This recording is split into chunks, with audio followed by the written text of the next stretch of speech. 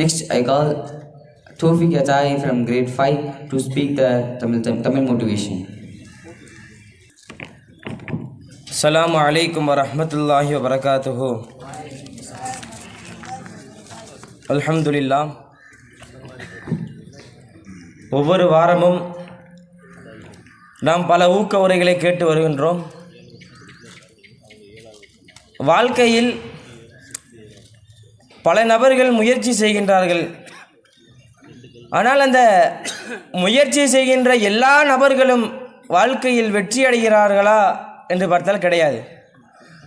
அந்த முயற்சி செய்பவர்களில் யார் கவனச்சிதறல் இல்லாமல் முயற்சி செய்கின்றார்களோ அவர்கள் மட்டும்தான் தன்னுடைய வாழ்க்கையில் வெற்றி பெற்று கொண்டிருக்கிறார்.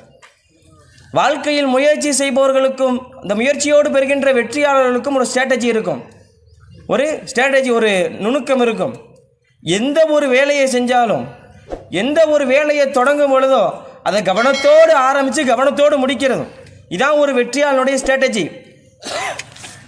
அப்போது ஒரு ஊரில் ஒரு திருவிழாவுடைய காலம். இப்போ அந்த ஊரில் உரியடி போட்டி வைக்கிறாங்க. அந்த பானையை கட்டி அடிப்பாங்க பார்த்தியா, அந்த ஒரு போட்டி, உரியடி போட்டி. அந்த உரியடி போட்டியோட என்ன ரூல்ஸு? எல்லா நபரும் கலந்துக்கலாம், எந்த வயசு வேணால் கலந்துக்கலாம். அப்போது அந்த நபரில் எல்லா நபரும் கலந்துக்கிறாங்க. அம்பேர் கழுத்தில் விசில் இருக்கும், கையில் ஒரு துணி இருக்கும். யார் வந்தாலும் கண்ணை கட்டி ஏதோ ஒரு ரூட்டில் சுற்றி விட்டுருவார். இவன் போய் கரெக்டாக அடிக்கணும். ஒரு ஓங்கிட்டால் வாய்ப்புகள் முடிஞ்சிடும். அப்போ எல்லா நபர்களும் தோல்வி.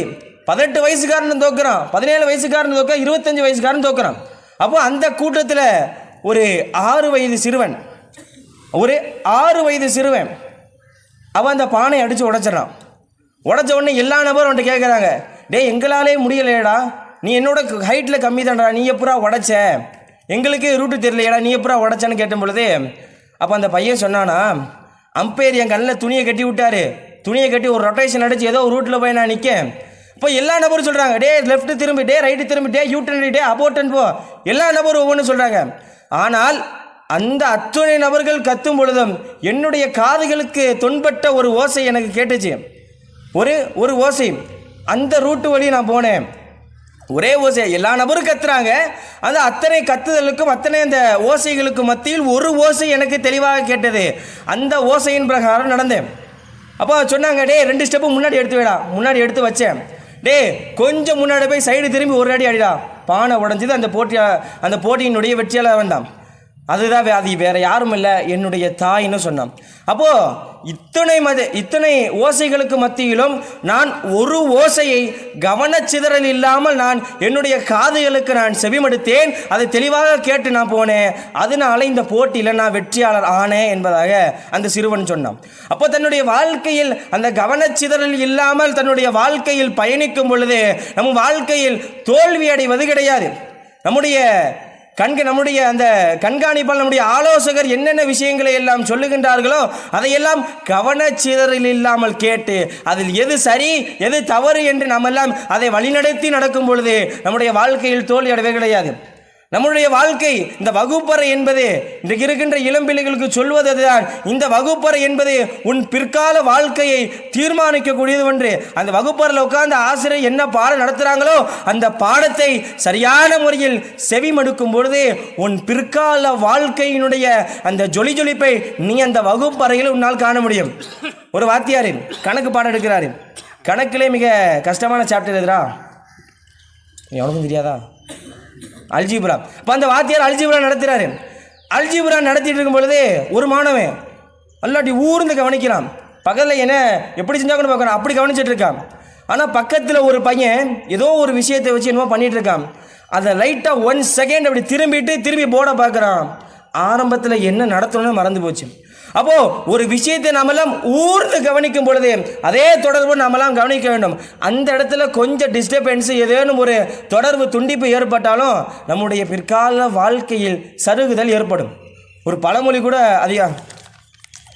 கூட சொல்லுவாங்க, வாழ்க்கையில் கவனம் சிதறல் ஏற்பட்டால் உன் வாழ்க்கையினுடைய கனவுகள் சிதறப்படும் என்பதாக சொல்வார்கள். நீ இன்றைய வாழ்க்கையினுடைய கவனச்சிதறலில் இல்லாமல் வாழ்க்கையை நகர்த்தும் பொழுது உன்னுடைய வாழ்க்கையினுடைய அந்த கனவுகளுக்கு எவ்வித சிதறுதலும் ஏற்படாது. ஒரு மிகப்பெரிய மனிதர், சைனாவில் ஒரு மனிதரை பிறக்கிறாரு, ஒரு மிகப்பெரிய மனிதர். அவர் மிடில் கிளாஸ் ஃபேமிலியை சேர்ந்தவர்.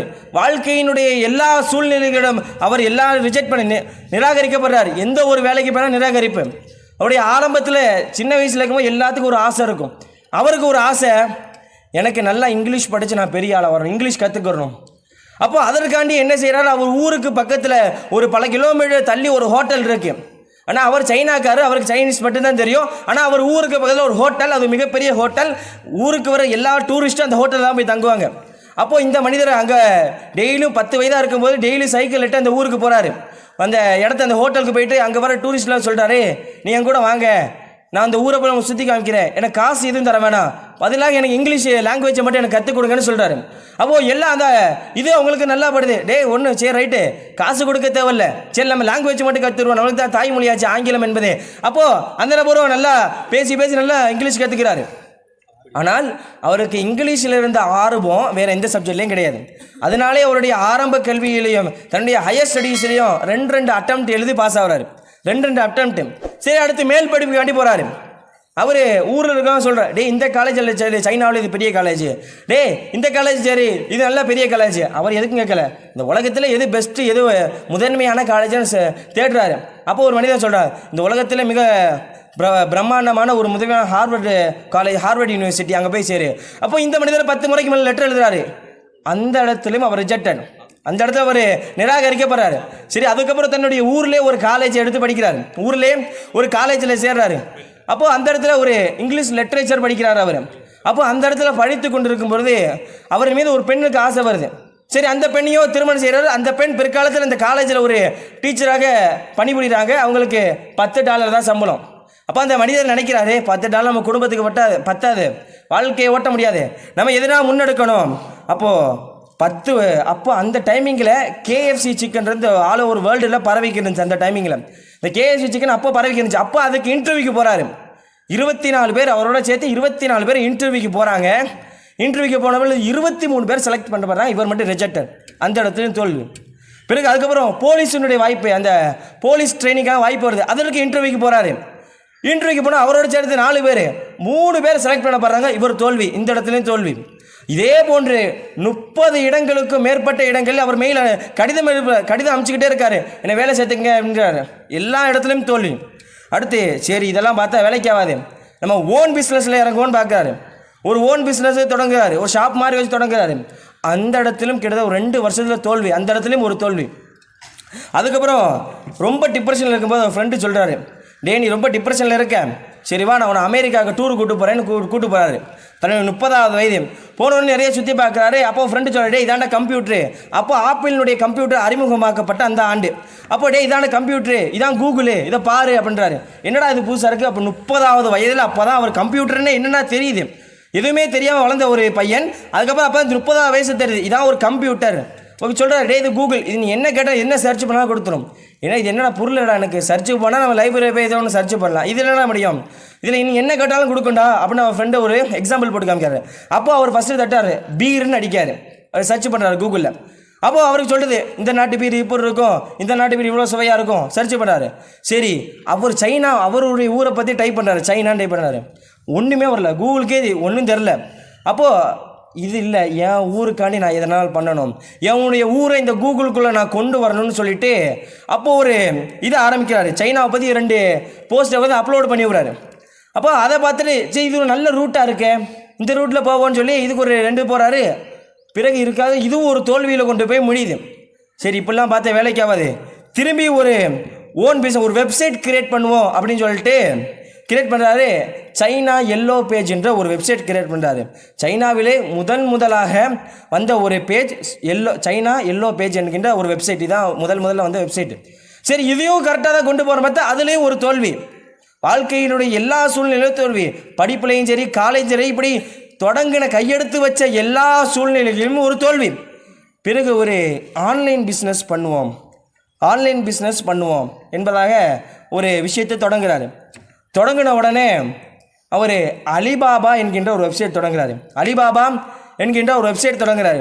தொடங்கி அது ரொம்ப பிரபலியமாத, மக்களுக்கு மத்தியில் ஒரு பிரபலியமாத, மக்கள் ஒரு நீண்ட நிறைய பிரபலம். இந்த அமேசான் இது போன்ற அதற்கு ஈடாக உள்ள ஒரு வெப்சைட் தான் இந்த அலிபாபா என்கின்ற ஒரு வெப்சைட். அப்போது இவர் நல்லா போகிறாரு, மக்களுக்கு மத்தியில் ஒரு நல்ல ரீச் அடையுது. சைனாவில் இருக்கின்ற எல்லா ப்ராடக்ட்களும் அவர் இப்போ வெப்சைட் மூலயமா எல்லோரும் வாங்கிக்கிறாங்க. இப்போ அப்படி ஒரு வெப்சைட்டை தொடங்காரு. அப்போது அவரோட அந்த மனைவி கேட்டுச்சான், ஏங்க நம்ம ஒரு வருஷத்துக்கு ஒரு $50 மில்லியன் சம்பாதிப்போமா என்று கேட்டாங்க. இல்லை அதோட அது இல்லை, அவள் கம்மி தான். அப்போது எங்க ஒரு $5 மில்லியன் இல்லை அப்படின்னாரு.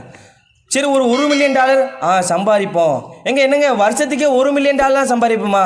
அது வருஷத்துக்கு அல்ல, ஒரு நாளினுடைய எனது வாழ்க்கையினுடைய அந்த சம்பளம் $1 மில்லியன் என்பதாக சொன்னார்கள். அப்போ எதற்குமே உதவாத வாழ்க்கையில் எடுத்து வைத்த எல்லா முதல் படியிலும் தோல்வியை கண்ட ஒரு மனிதர் பிறகு பிற்காலத்தில் வாழ்க்கையில் $1 மில்லியன், ஒரு நாளினுடைய அவர் சம்பளம் $1 மில்லியன் அளவுக்கு உயர்ந்திருக்கின்றார்.